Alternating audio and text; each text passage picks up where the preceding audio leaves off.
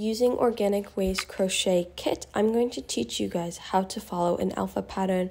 Alpha patterns are merely designs within a grid that show you words, sometimes images of cartoons, photos, and this is a great skill to have. It's also sometimes referred to as tapestry crocheting. So we're going to start with a slip knot, and you're going to make the breast cancer sign, and then use your index finger and thumb and pull through both tails of your yarn and make it into a loop, and you'll be inserting the size hook that corresponds with your yarn inside that hoop and then fastening by pulling on the two ends.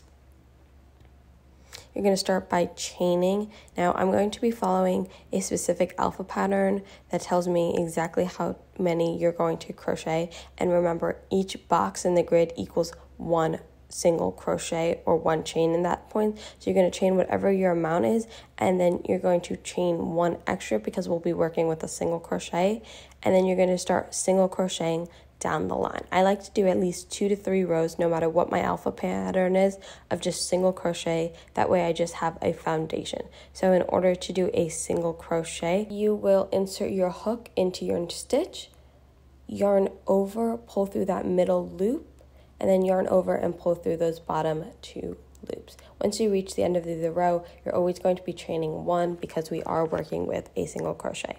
So you want to repeat that for at least 3 rows. Now for the alpha pattern I specifically followed, I saw that there were more that I could have done, but I chose just to do 3 rows. You should always just follow your alpha pattern if you're nervous in the beginning, but a 3-row minimum is a solid bet. So when your next color is on its way, what you're going to have to do is you're going to have to switch in between.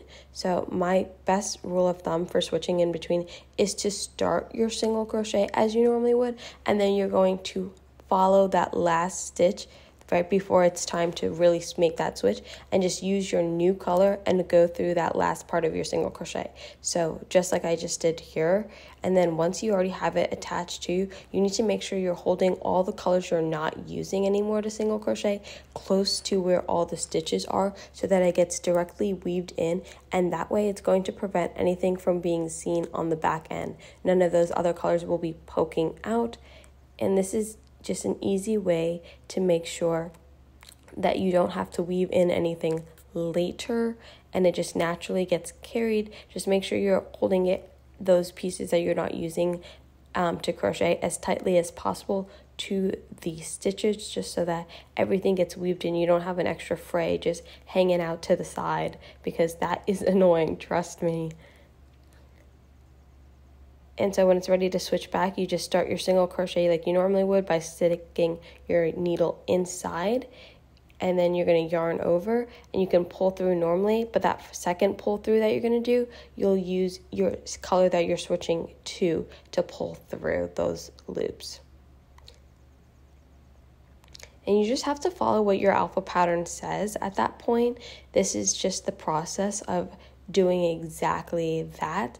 Every single alpha pattern will be different on how many rows you're doing, how many columns you're doing. So because of that, I do recommend printing out the design in color and then using the image to dictate what you've done. So every time you crochet a box, check it off. Every time you crochet a row, check it off, just so that you can make sure that you haven't mixed a stitch.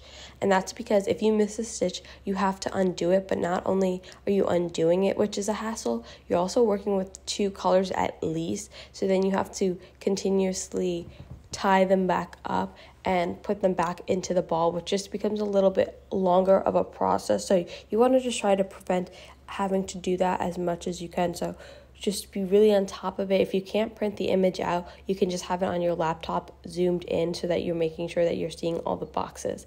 And you'll notice for a lot of beginner patterns, their alpha patterns are centered in the middle of the pattern. They're not spread out, and that makes it easier that you can notice when you messed up, because it's more of a silhouette, or it's one image contained instead of a design.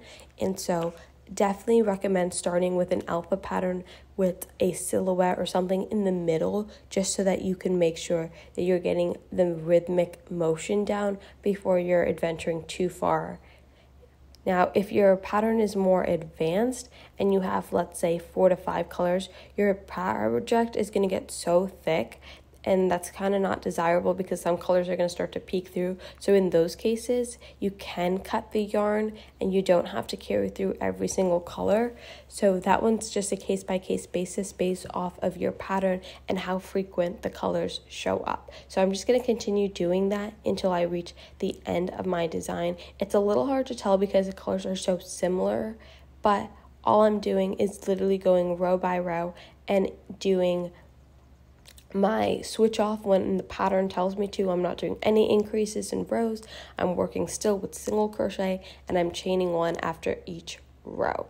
And of course, I'm always fastening my yarn, especially in those beginning rows, so that I can make sure that my color changes over seamlessly.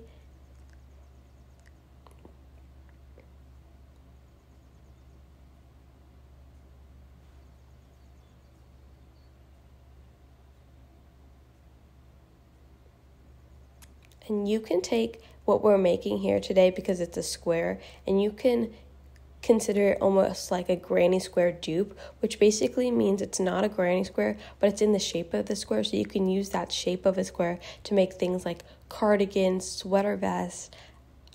And this is just a little bit of an easier alternative, in my opinion, than a granny square, which is why I like it. And it's more of a fun design too, which I also personally enjoy. But if you're not ready to commit to such a big project like a cardigan, you can use these squares and continue making them a little bit longer by putting maybe like 3 or 4 of these butterflies, for example, in one rectangle, and then making that into a headband. You can use a smaller crochet hook and make this into a bookmark if you chose to. The thing about working with a smaller crochet hook, though, is it gets a lot harder to see the yarn.